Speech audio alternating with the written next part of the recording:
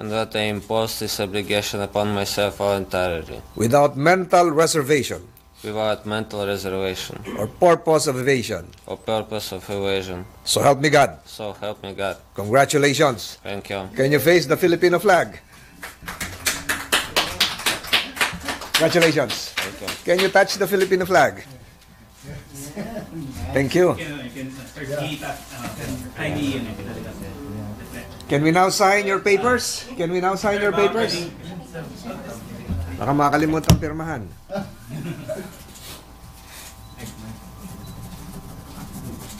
I think I have 3 copies. One more.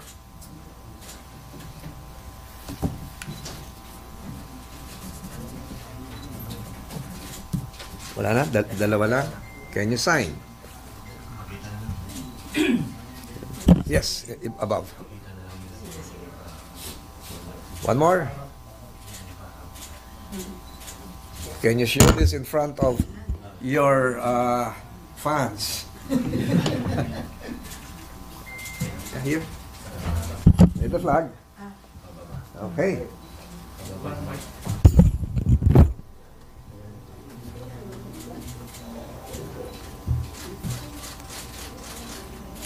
Again, congratulations. Can you say something on how you will contribute not just the Filipino sports, but nation building as well, especially to the Filipino youth that probably should and must be inspired by your athletic feats.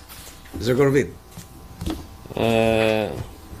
So actually, I met a couple young athletes, like when I was here in December, and I told them already, so they need belief in themselves and be more disciplined, and it can help them to achieve their goals in sport. It's not only about figure skating, but in any sports or life. So for me, discipline is first, and like everything coming from discipline. Do you have any questions? Sir, request daw po muna yung Republic Act. Photo opportunity. Just have to sign one more. Certified copy po. RA 12115. Okay. Baba nila. So we have a copy of the Republic Act, which I said was signed by the President last December 20. This is the copy. This is the copy.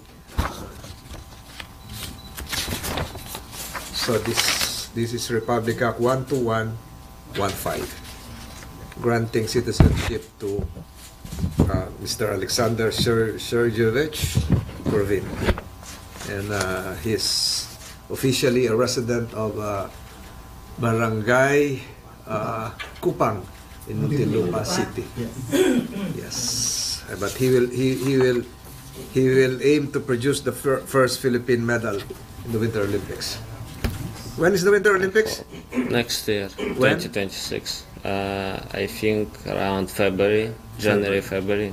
Yes. But So, I think first things first, let's try to win something in the Asian Winter Games. Yeah, when will that be? That will be this February. next month. Oh, next month. Yeah. Oh, good luck. So, Thank You you. will win.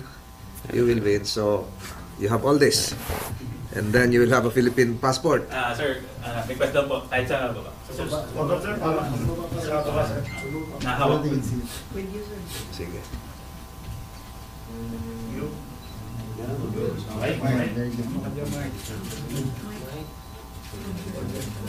Sir, yun po. Okay.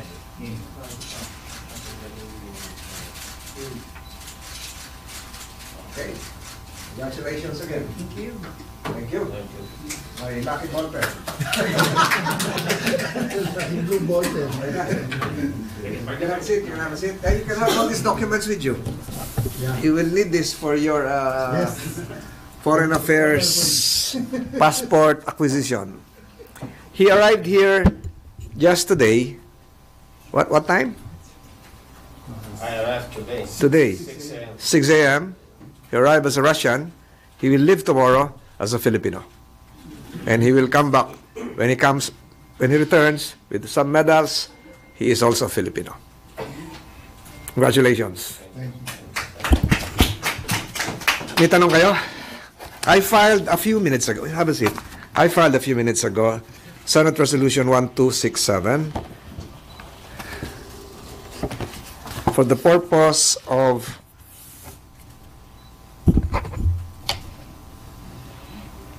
having an inquiry as to the presence of the submersible drone discovered off Barangay Inarawan in San Pascual, Masbate.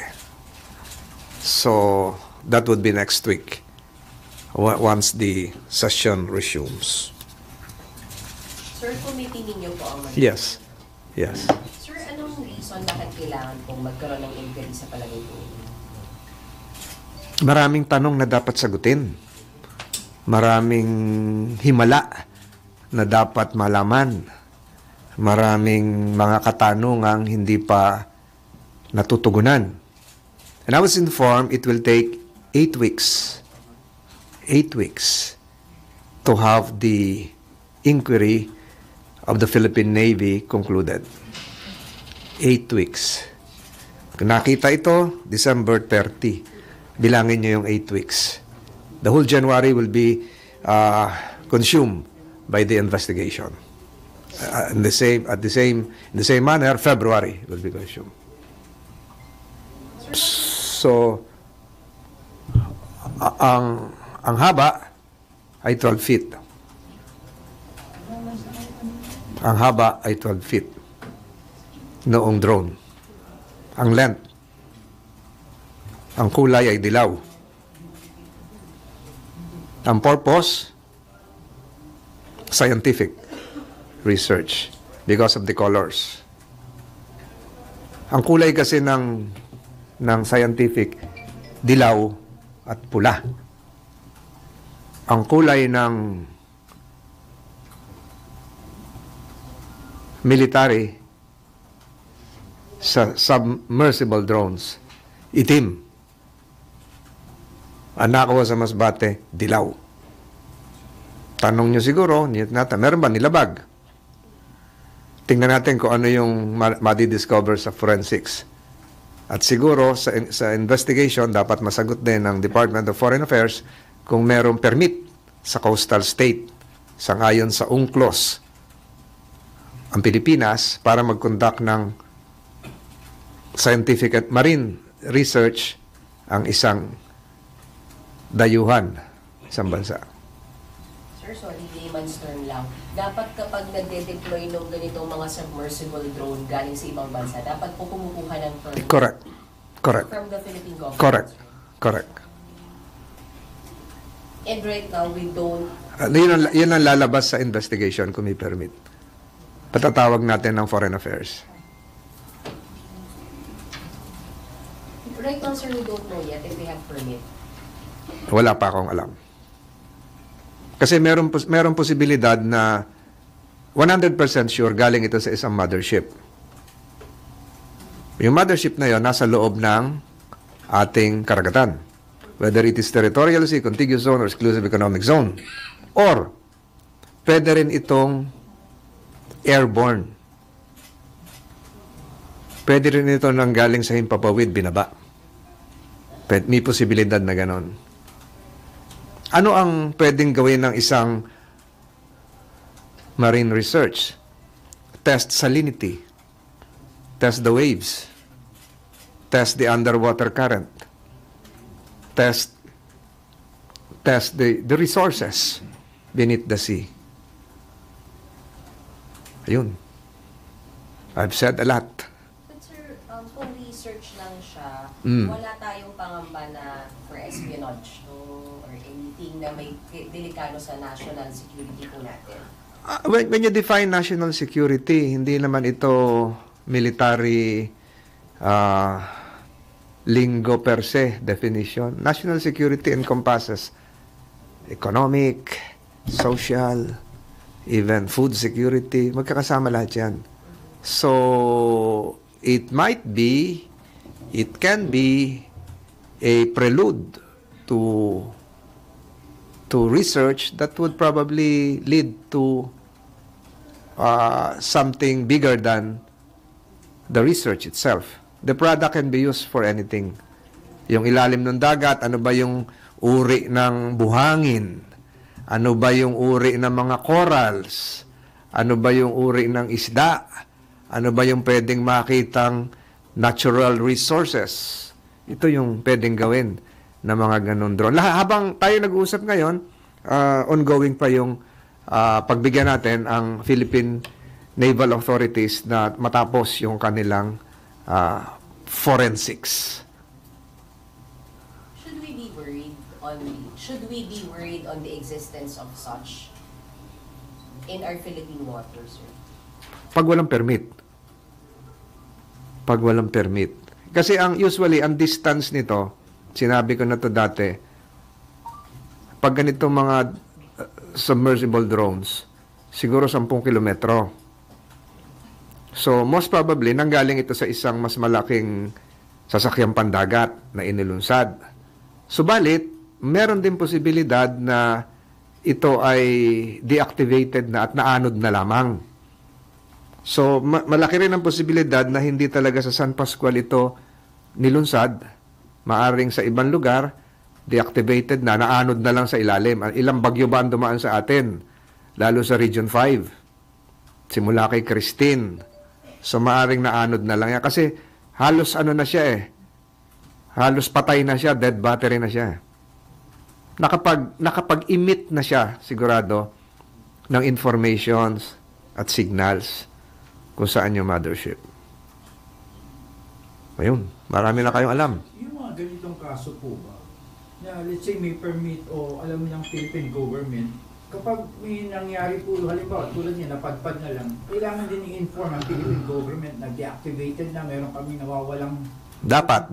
Kasi pag pag binasa niyo yung UNCLOS, hindi ko lang ma-check kung ano yung provisions ngayon, merong sharing of information yan eh. Lalo sa Scientific Marine Research. MSR, Marine Scientific Research.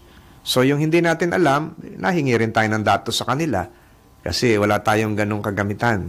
So, malalaman natin sa DFA. So, napakagandang matanong natin si Secretary Manalo kung may permit at kung para saan. Kung wala, ay ibang usapan na uli yun. Sir, since likely of Chinese origin siya, mapapatawag po ba tayo from the Chinese Embassy, representative po? Hindi mo na. Siguro atin mo nang may immunity sila, hindi basta-basta 'yun naiimbita eh. So atin muna, hayaan na natin DFA to embassy kung meron ngang nalibag, file ng diplomatic protest, pero ang maganda ngayon matapos muna yung 8 linggong pagsusuri. Ano pa lang, December 30 ito. Ngayon ay January 6, so 1 linggo pa lang. So, 7 weeks na lang ang hihintayin natin. Alam na natin yung nilalaman nito sa loob. Sir, when we say nilabag, aalamin sa hearing kung may nilabag siya sa UNCLOS? Correct. May permit ba o wala? Kasi kung matatandaan nyo, yung ating ginawang batas, yung Archipelagic Sea Lanes Law, patungkol yun sa mga sasakyang pandagat na dapat nandun sa sea lanes. So kung alamin nyo ngayon, nasaan ba yung sea lane dun sa area yon?